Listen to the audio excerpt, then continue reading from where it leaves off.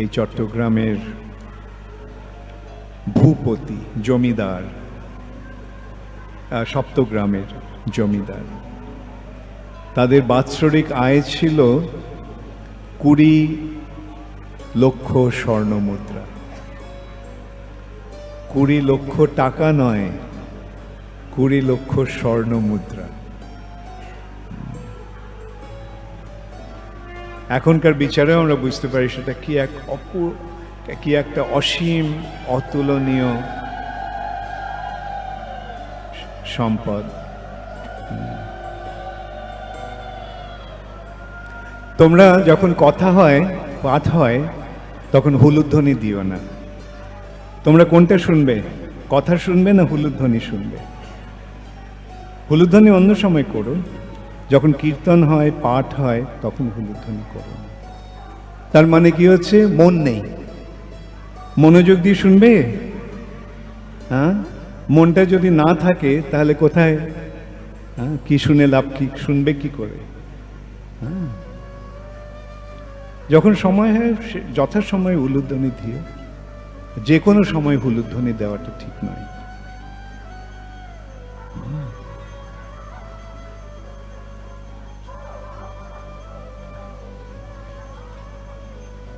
এই যে বিষয়টা, এটা শ্রবণের মাধ্যমে গ্রহণ করতে হয়। এই বিষয়টা কি? এই বিষয়টা হচ্ছে ভগবত তত্ত্ব দর্শন। এটা দর্শন। কিন্তু এই দর্শনটা কিভাবে করতে হয়? এই দর্শনটা চোখ দিয়ে হয় না, এই দর্শনটা হয় কান দিয়ে। দর্শনের বিষয়টা কি? দর্শনের বিষয়টা হচ্ছে বেদ। বেদের অর্থ কি? জ্ঞান। আর এই বেদের আরেকটি নাম হচ্ছে শ্রুতি। শ্রুতি মানে শ্রবণের মাধ্যমে এই বস্তুটিকে গ্রহণ করতে হয়। আর এই পন্থাটিকে বলা হয় শ্রৌত পন্থা। শ্রুতির মাধ্যমে এই বিষয়টিকে উপলব্ধি করা যায়। কর্ণরন্ধ্র পথ দিয়া হৃদি মাঝে প্রবেশিয়া বরিশয় সুধা অনুপম। বিষয়টি কি? বিষয়টি হচ্ছে দিব্য জ্ঞান। দিব্য জ্ঞান ভৌতিক জগতের জ্ঞান নয়। এই ভৌতিক জগতের ঊর্ধ্বে আরেকটি জগৎ আছে। সেই জগৎটি হচ্ছে চিৎ জগৎ, চেতন জগৎ। এই জগৎটা জড় জগৎ। জড় মানে অচেতন, আর ওই জগৎটা হচ্ছে চেতন। ওইখানে, এখানে যেমন সবকিছু জড়, ওখানে সবকিছু চেতন। সেই জগৎটা হচ্ছে ভগবত ধাম। সেই জগৎটাকে তাই বলা হয় চিন্ময় ধাম, চিন্ময় জগৎ, চিৎ জগৎ। সেই জগতের প্রকাশ কিভাবে হয়? দিব্য জ্ঞান হৃদয়ে প্রকাশিত। এই জ্ঞানটি হৃদয়ে প্রকাশিত হয়।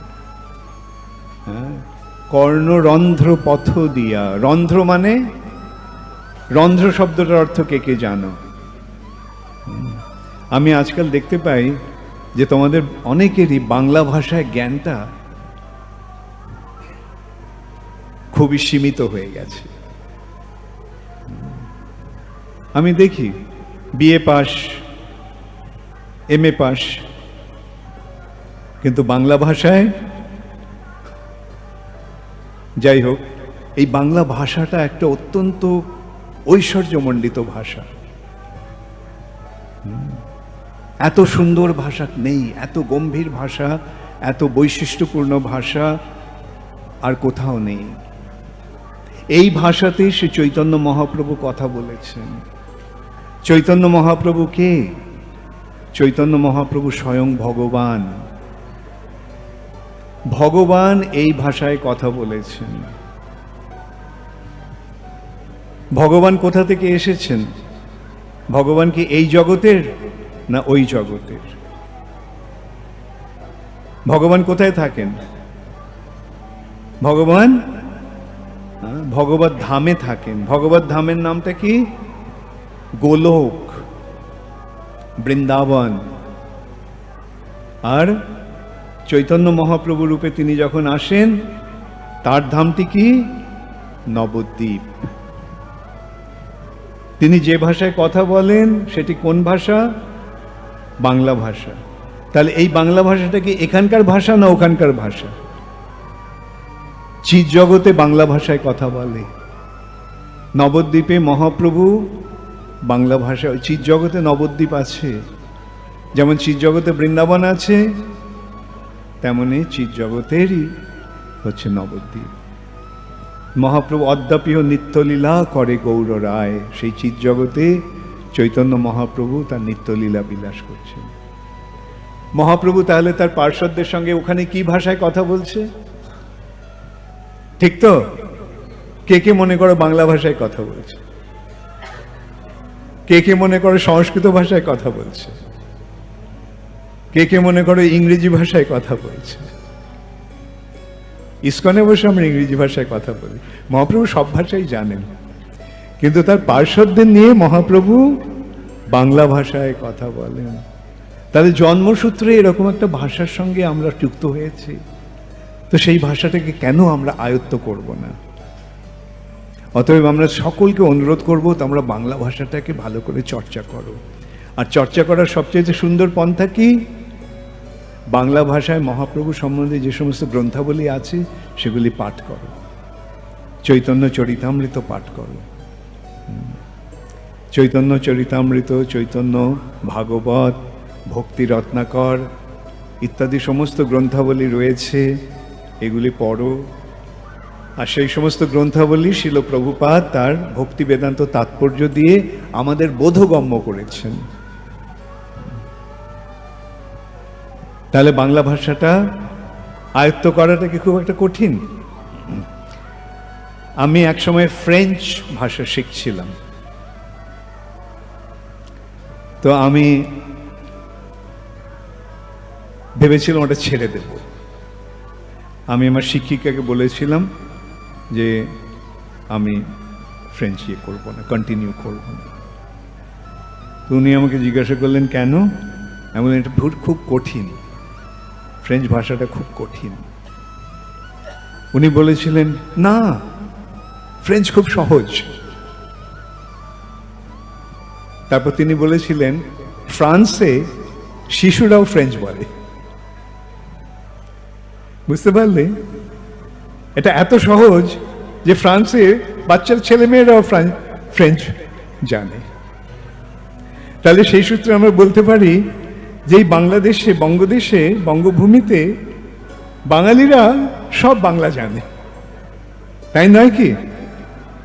হ্যাঁ, কি হলো? আমি কিছু জবাব পাচ্ছি না তোমাদের কাছ থেকে, না থেকে আমার ভাষাটা বুঝতে পারছো না? তোমরা বুঝতে অসুবিধা হচ্ছে?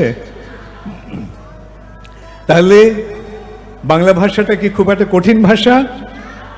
অন্যরা যে যা বলে বলুক, বাঙালিদের কাছে এটা খুব সহজ, তাই না? বাংলাদেশে বাচ্চা বাচ্চা ছেলেমেয়েরা বাংলা বলতে পারে।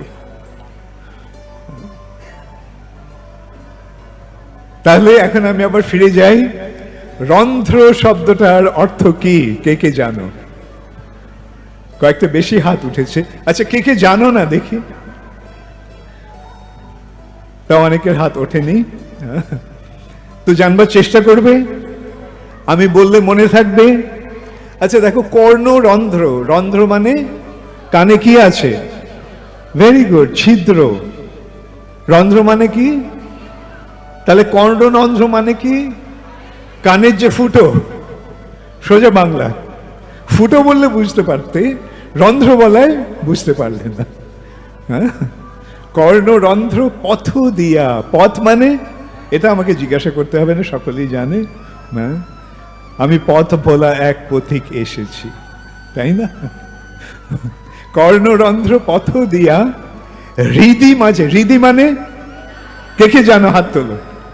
যারা সত্যি সত্যি জানো দু হাত তোলো, বলো হরে কৃষ্ণ হরে কৃষ্ণ কৃষ্ণ কৃষ্ণ হরে হরে হরে রাম রাম রাম হরে হরে। তাহলে হৃদি মানে না শুধু হৃদয় নয়, হৃদি মানে হৃদয়ে। হৃদয় এ হচ্ছে হৃদি। মাঝে মানে ভেতরে, মধ্যে। প্রবেশিয়া মানে প্রবেশ করে। Very good. কর্ণরন্ধ্র পথ দিয়া হৃদি মাঝে প্রবেশিয়া। বরিশয় মানে বরিশয়, বরিশয় মানে আমরা বর্ষা কথাটা বলি না, বর্ষার সময় কি হয়? বর্ষণ হয়, জল বর্ষণ হয়, তাই এটা বর্ষা। বরিশয় মানে বর্ষণ করে। যেমন বৃষ্টিতে জল বর্ষণ হয়, তেমনি এই হরিনামের প্রভাবে কি হচ্ছে? ভগবত তত্ত্বজ্ঞানের প্রভাবে হৃদয়ে কিসের বর্ষা হচ্ছে? অনুপম। অনুপম মানে, হ্যাঁ অনেকে মুখ নাড়ছ, আমি বুঝতে পারছি তোমরা জানো। হ্যাঁ তাহলে আমি বলে দিচ্ছি তোমাদের, অনুপম মানে যার উপমা নেই। উপমা মানে আটকে গেছে। উপমা মানে, উপমা মানে দৃষ্টান্ত। অনুপম মানে যার কোনো দৃষ্টান্ত নেই, যার তুলনা হয় না, অতুলনীয়। আর সে কি অতুলনীয়? কি? বরিশয় সুধা। কি আটকে গেল? সুধা শব্দটার অর্থ কে কে জানো? আবার কয়েকটা হাত উঠেছে। একটু বিচার করে দেখো, কে কে জানো? হাত তোলো। কে কে জানো না? হাত তোলো। ওকে, ঠিক আছে, বীর দর্পে হাত উঠে গেছে। সুধা মানে অমৃত। দেখো তোমাদের বাংলার তত্ত্ব, বাংলা ভাষা জ্ঞানটা কিরকম হয়ে দাঁড়িয়েছে। হ্যাঁ, আমাদের চীন রাশিয়ার অনুকরণ করতে শিখিয়ে আমাদের রাজনৈতিক নেতারা আমাদের বাংলা ভাষায় জলাঞ্জলি দিয়েছে। কমিউনিস্ট বিদেশ থেকে ধার করা সমস্ত জিনিস এনে আমাদের এখানে সাপ্লাই করেছে। তার ফলে কি হয়েছে? আমাদের সংস্কৃতিটাকে আমরা হারিয়ে ফেলেছি।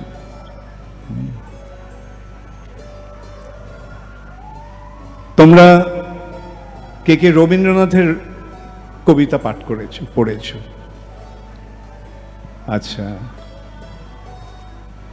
কে কে রবীন্দ্রনাথের কবিতা স্কুলে কলেজে পাঠ করেছো? স্কুলে কলেজে পাঠ্য ছিল না, না ছিল? তাহলে রবীন্দ্রনাথের কবিতা কেমন? সুন্দর না? রবীন্দ্রনাথ তখনকার দিনে এই বাংলা ভাষায় কবিতা লিখে তার ইংরেজি করে তিনি নোবেল প্রাইজ পেয়েছিলেন। গীতাঞ্জলি নোবেল প্রাইজ পেয়েছিলেন সেই সময় যখন ভারত ইংরেজদের অধীন। ভারতকে কেউ সম্মানের চোখে দেখত না। রবীন্দ্রনাথ তার কবিতার মাধ্যমে ভারতের গৌরব এনেছিলেন। তার লেখার তুলনা হয় না। এত বড় এরকম কবিত্ব সচরাচর দেখা যায় না। তোমাদের কার কার সোনার তরী পড়া আছে? মনে আছে সব ইয়েগুলো, লাইনগুলো? হ্যাঁ, গগনে গরজে মেঘ ঘন বরষায়, কুলে একা বসে আছি নাহি ভরসা, রাশি রাশি ভাড়া ভাড়া ধান কাটা হলো সারা, ভরা নদী ক্ষুরো ধারা খর বরষা, কাটিতে কাটিতে ধান এলো বরষা। শুনতে কেমন লাগছে? দেখো, এটাই আমাদের গৌরব, এই ভাষার মাধুর্য এখানে। তারপরে বলবো, একখানি ছোট ক্ষেত আমি একেলা, চারিদিকে বাঁকা জল করিছে খেলা, ভরা পালে চলে যায় কোনো দিকে নাহি চায়, ঢেউগুলি নিরুপায় ভাঙে দুধারে, দেখে যেন মনে হয় চিনি উহারে। ওগো তুমি কোথা যাও কোন বিদেশে, বারেক ভিড়াও তরি কুলেতে এসে। কেমন লাগছে?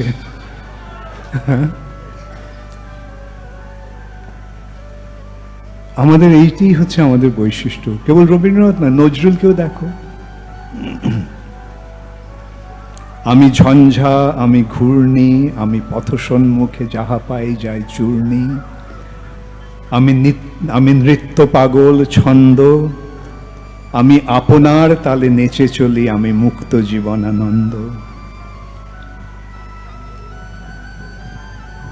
আমি ঝঞ্ঝা, আমি ঘূর্ণি, আমি পথসন্মুখে যাহা পাই যাই চূর্ণি, আমি গোপন প্রিয়ার চকিত চাহনি, ছল করে দেখা অনুক্ষণ, আমি চপল মেয়ের ভালোবাসা তার কাকন চুরির কনকন। কোন ভাষায় এরকম শব্দের মাধুর্য পাবে, ভাবের মাধুর্য পাবে?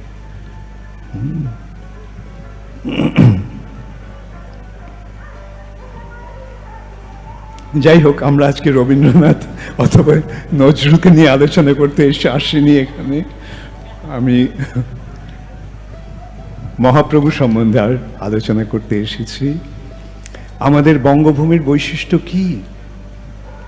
রবীন্দ্রনাথ নিশ্চয়ই আমাদের বঙ্গভূমিকে ঐশ্বর্যমণ্ডিত করেছেন, কিন্তু বাংলা বঙ্গভূমির আসল সম্পদ কে, আসল গৌরব কে? শ্রী চৈতন্য মহাপ্রভু, ভগবান স্বয়ং এখানে এসেছেন, ভগবান এসে তার লীলা বিলাস করেছেন। আমরা যে ভাষায় কথা বলছি সেই ভাষায় তিনি কথা বলেছেন। আমাদের এত কাছে তিনি এসে আমাদের কৃপা করেছেন, তিনি আমাদের ধন্যাতি ধন্য করেছেন, বঙ্গভূমিকে ধন্যাতি ধন্য করেছেন, ভারতবর্ষকে ধন্যাতি ধন্য করেছেন, সারা পৃথিবীকে ধন্যাতি ধন্য করেছেন। তাই মহাপ্রভুর মহিমা আমাদেরকে হৃদয়ঙ্গম করতে হবে, বুঝতে হবে। ঠিক আছে, তাহলে মহাপ্রভুর সম্বন্ধে এখন এটা কীর্তন করা যাক। ঠিক আছে, এটাও দেখো কি সুন্দর। হ্যাঁ, বাসু ঘোষ শ্রী চৈতন্য মহাপ্রভুর অতি অন্তরঙ্গ পার্শ্বদ। তিনি মহান কবি এবং তিনি গায়ক, সুগায়ক। তিনি অনেক কবিতা লিখে গেছেন মহাপ্রভু সম্বন্ধে। তার একটা হচ্ছে গোড়া গুণ গাও শুনি। গোড়াকে, গোড়া হচ্ছে শ্রী চৈতন্য মহাপ্রভু, তার গুণগান করো আমি শুনি। তিনি বলছেন গোড়া গুণ গাও শুনি। বহু পুণ্য ফলে সোপহু মিলল, প্রেম ও পরশমণি। অখিল জীবের এশোক সাগর, নয়ন নিমেষে শোষে। ওই প্রেমলেশ পরশ না পেলে, পরাণ জুড়াবে কিসে। অরুণ নয়নে বরুণ আলয়, করুণায় নিরীক্ষণে। মধুর আলাপে আখরে আখরে, সুধাধারা বরিশনে। প্রেমে ধল ধল পুলকে পুরল, আপাদ মস্তক তনু। বাসুদেব কহে শতধারা বহে, সুমেরু সিঞ্চিত জনু। সরল বাংলা, তাই নয় কি? বুঝতে পেরেছ সকলে? না আমাকে বোঝাতে হবে? যদি বলতে চাও সরলভাবে বলতে পারো। ঠিক আছে, আমি বলছি। ঠিক আছে, আমি তোমাদের সঙ্গে একটা আলোচনা করেই বলছি। গোড়া গুণ গাও শুনি। আমি বললাম গোড়াকে চৈতন্য মহাপ্রভু। কেন? কেন? তার অঙ্গকান্তিটা গৌরাঙ্গ, তাই গোড়া গৌরাঙ্গের সরল বর্ণনা হচ্ছে গোড়া। গোড়া গুণ গাও শুনি, এটা তো সহজ বোঝা গেল না? গুণ গাও শুনি। বহু পুণ্য ফলে সোপহু মিলল, প্রেম ও পরশমণি। বহু পুণ্যের ফলে সেই প্রভুকে আমরা পেয়েছি, যিনি হচ্ছেন প্রেম রূপ পরশমণি, যার পরশে কৃষ্ণ প্রেম লাভ হয়। বহু পুণ্য ফলে সোপহু মিলল প্রেম ও পরশমণি। অখিল জীবের, অখিল শব্দটার অর্থ কি? একটু কঠিন হয়ে গেল এটা না? অখিল মানে সমস্ত, সকলের। অখিল জীবের মানে সমস্ত জীবের। এশোক সাগর, বোঝা অসুবিধা নেই, শোকের সাগর, দুঃখ কষ্টের সাগর, দুঃখ কষ্টের সমুদ্র।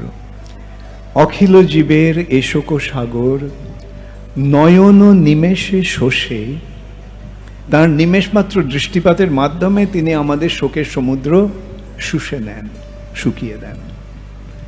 অখিল জীবের এশোক সাগর, নয়ন নিমেষে শোষে, ওই প্রেমলেশ পরশ না পেলে পরাণ জুড়াবে কিসে। ওই প্রেমের যদি ছোঁয়া যদি আমি না লাভ করতে পারি, তাহলে আমার প্রাণ জুড়াবে কি করে, আমার প্রাণ শান্ত হবে কি করে, আমার প্রাণ আনন্দে মগ্ন হবে কি করে। অখিল জীবের এশোক সাগর, নয়ন নিমেষে শোষে, ওই প্রেমলেশ পরশ না পেলে পরাণ জুড়াবে কিসে। অরুণ নয়নে বরুণ আলয়, করুণায় নিরীক্ষণে। নিরীক্ষণে মানে, নিরীক্ষণে মানে কঠিন হয়ে গেল না? নিরীক্ষণে মানে দেখে, নিরীক্ষণে মানে দর্শন করে বা দেখে। কি দিয়ে? অরুণ নয়ন। অরুণ মানে, অরুণ শব্দটা কি, অর্থটা কি? অরুণ হচ্ছে সূর্যের রথের সারথি, গরুরের বড় ভাই। অরুণ হচ্ছেন সূর্যের রথের সারথি। সূর্য ওঠার আগের আকাশটার রংটা কিরকম হয়? লাল হয়ে যায়, সেটা হচ্ছে অরুণের রং। সূর্যের রথের সারথিকে আমরা আগে দেখতে পাচ্ছি, সূর্যদেবকে দেখার আগে। মহাপ্রভুর চোখ কৃষ্ণ প্রেমের আবেশে আরক্তিম, তাকে মনে হচ্ছে যেন অরুণ রঙে আরক্তিম। অরুণ নয়নে বরুণ আলয়। বরুণকে, বরুণ হচ্ছে জলের দেবতা, তার বাসস্থান, তার চোখ দিয়ে, মহাপ্রভু চোখ দিয়ে যে অনর্গল ধারায় জল পড়ছে, মনে হচ্ছে যে সেটা যেন বরুণের আলয়, বরুণের বাসস্থান। অরুণ নয়নে বরুণ আলয়, করুণায় নিরীক্ষণে, তিনি করুণা করে, কৃপা করে সকলের প্রতি দৃষ্টিপাত করছেন। মধুর আলাপে আখরে আখরে সুধাধারা বরিশনে। তিনি যে কথা বলছেন, তার কথার প্রতিটি অক্ষরে অক্ষরে মনে হচ্ছে সুধা শব্দটির অর্থ কি? ব্যাস, ভেরি গুড, জানা হয়েছে তাহলে। সুধা ধারা, অমৃতের ধারা বর্ষণ করছে। মধুর আলাপে আখরে আখরে সুধা ধারা বরিশনে। প্রেমে ঢল ঢল পুলকে পুরলো। ঢল ঢল, ঢল ঢল মানে ভাবের আবেগে ঢল ঢল, ভাবাবিষ্ট হয়ে গেছেন তিনি, ভাবের আবেগে। প্রেমে ঢল ঢল, কৃষ্ণ প্রেমের আবেগে তার শরীর ঢল ঢল। প্রেমে ঢল ঢল পুলকে পুরলো। পুলক মানে আনন্দের আতিশয্যে যখন লোমগুলো খাড়া হয়ে যায়, তখন সেটাকে কি বলা হয়? পুলক। এখানে রবীন্দ্রনাথের একটা কথা মনে আসছে আমার, গায়ে আমার পুলক লাগে, চোখে জড়ায় ঘুম। পুলক, পুলকিত। প্রেমে ঢল ঢল পুলকে পুরলো, আপাদ মস্তক তনু। আপাদ মস্তক মানে ভেরি গুড, পা থেকে মাথা পর্যন্ত। আপাদ মস্তক তনু। তনু মানে শরীর। ঠিক আছে, তোমাদের বাংলা জ্ঞানটা একটু বাড়ছে মনে হচ্ছে এখন। প্রেমে ঢল ঢল পুলকে পুরলো, আপাদ মস্তক তনু। বাসুদেব কহে শতধারা বহে, সুমেরু সিঞ্চিত জনু। বাসুদেব ঘোষ বলছেন চৈতন্য মহাপ্রভুর এই রূপটি দেখে যেন সুমেরু পর্বত, সুমেরু পর্বতটা কি? সুমেরু পর্বতটা হচ্ছে সোনার পর্বত। সেই সোনার পর্বত যেন শত ধারায় সিঞ্চিত হচ্ছে, স্নাত হচ্ছে, অভিষিক্ত হচ্ছে।